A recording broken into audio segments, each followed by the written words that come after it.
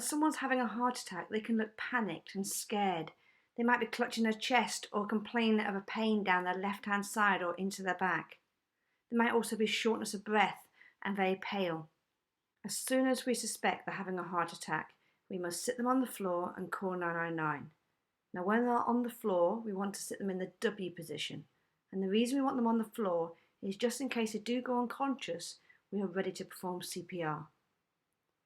After we made the phone call to the ambulance, we stay with them, we reassure them, and we loosen any tight clothing. If they have any medication, we're going to ask them to be able to take their own medication.